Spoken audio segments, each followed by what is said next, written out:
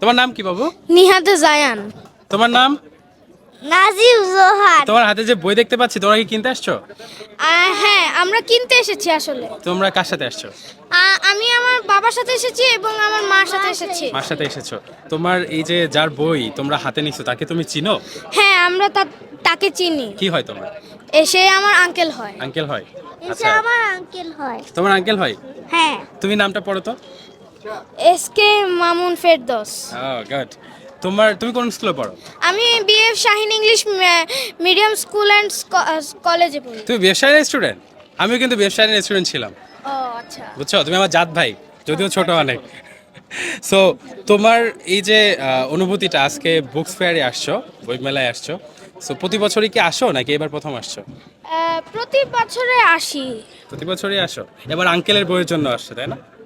So বাচ্চাদের ফিলিংসগুলো কিন্তু অনেক বেশি, আমরা দেখতে পাচ্ছি। সো এই মানুষের জাগ্রত অনুভূতিটা বইয়ের প্রতি থেকে যাক, 21শে বইমেলা বছরকে বছর আমাদের মাঝে থেকে যাক, এটা যেন সোশ্যাল মিডিয়া আর হচ্ছে ডিজিটাল অনুভূতির মাঝে হারিয়ে না যাক। আমরা বাচ্চাদের, তোমরাও কি চাও এই বইমেলা আবার হোক? হ্যাঁ, সো সবাইকে বলো যে বইমেলা আবার হোক। বইমেলা আবার হোক। আমরা চাই। আমরা চাই। Thank you.